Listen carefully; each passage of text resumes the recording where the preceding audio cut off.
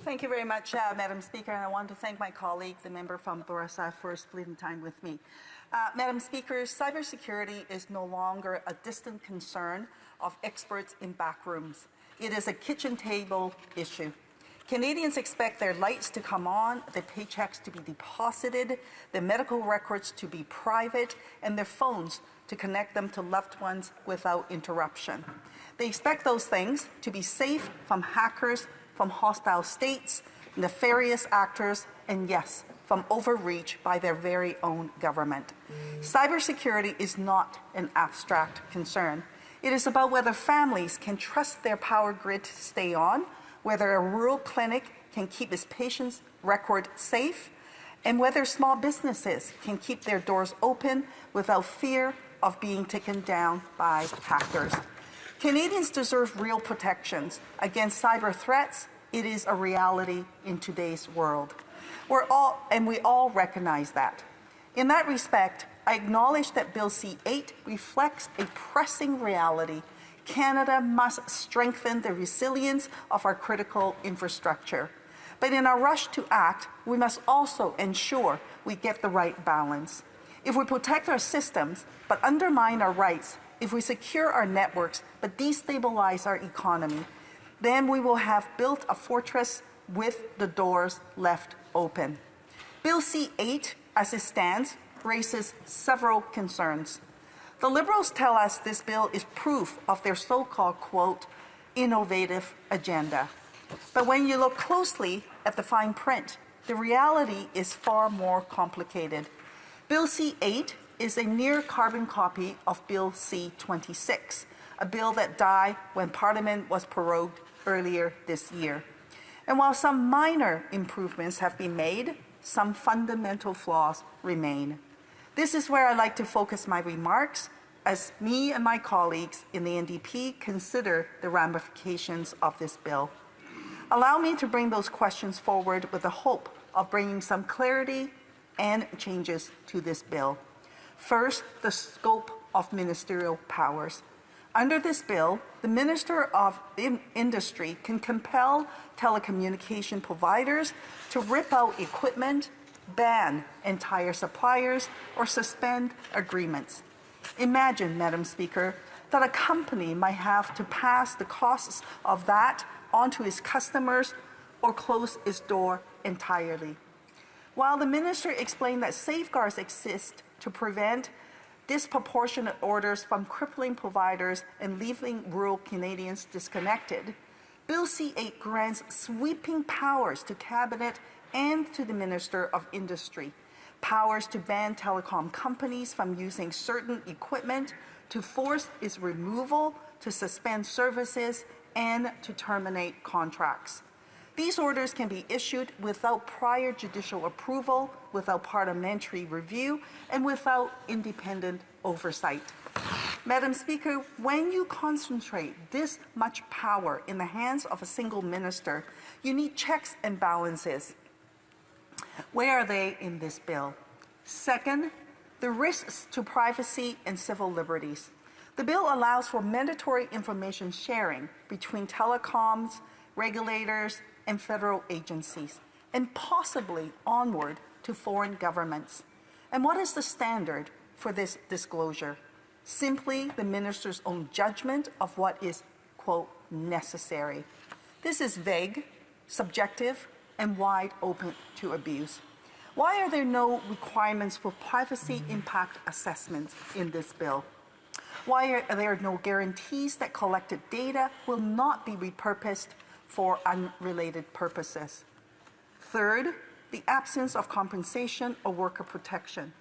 If a company is ordered to rip out equipment or shut down services, there is no compensation. For small internet providers, that could mean bankruptcy. For their workers, it could mean layoffs. For rural and remote communities, it could mean disruptions in already fragile service.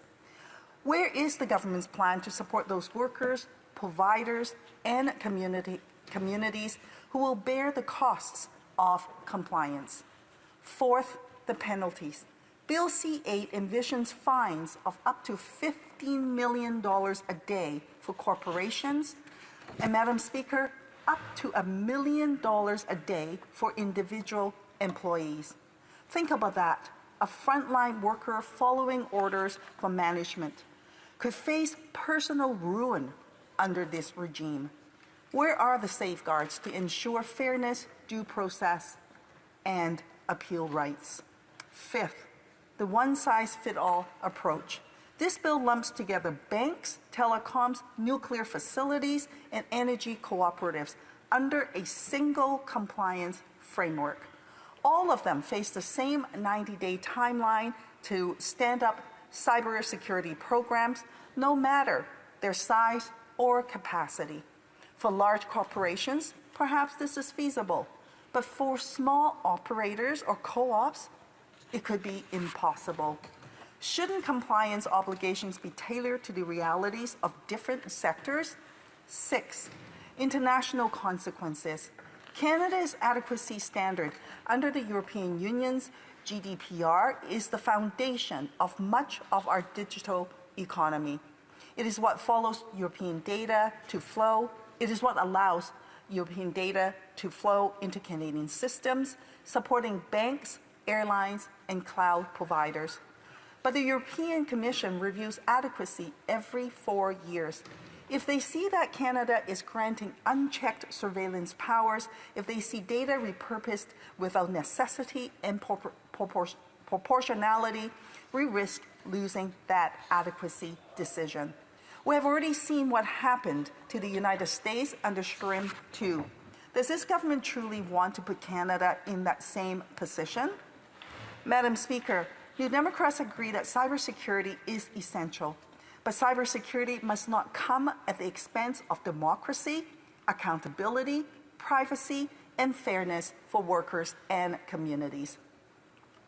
And so here are the questions we're putting on the record for the Minister of Public Safety and the government to answer. Why has the government chosen to concentrate so much power in Cabinet without requiring independent judicial and parliamentary review? Why is there no independent oversight body to ensure that orders are proportionate and justified? Why does the bill not guarantee privacy impact assessments or limit onward disclosure of Canadians' personal data to foreign governments? Why has the government not proposed compensation or transition supports for workers and small providers who will bear the financial burden? Why are penalties so extreme that individual employees could be personally liable for millions of dollars even when following management orders? Why is the same compliance framework being applied to banks, nuclear facilities, and small ISPs alike? Has the government conducted and published a risk assessment of how Bill C-8 could affect Canada's adequacy standing with the European Union? The Liberals say this bill will modernize our telecom laws and defend Canada, but democracy must not be sacrificed in the process. Strong cybersecurity should also mean strong democracy. It should protect Canadians from foreign threats without opening the door to unchecked government overreach. New Democrats will continue to push for changes for independent oversight, stronger privacy protection, fair treatment for workers and communities, proportional penalties, and sector-specific flexibility. We can protect Canadians from cyber threats without trampling on rights, without ignoring workers, and without undermining our economy. Bill C-8 is an opportunity to strike the right balance, but right now it doesn't seem well equipped to do that. Canadians want more answers, transparency, and oversight from overreach, as we have seen the tendency of this new Prime Minister to move headlong towards centralization without considering the consequences for public policy and its effects on everyday Canadians. Thank you, Madam Speaker.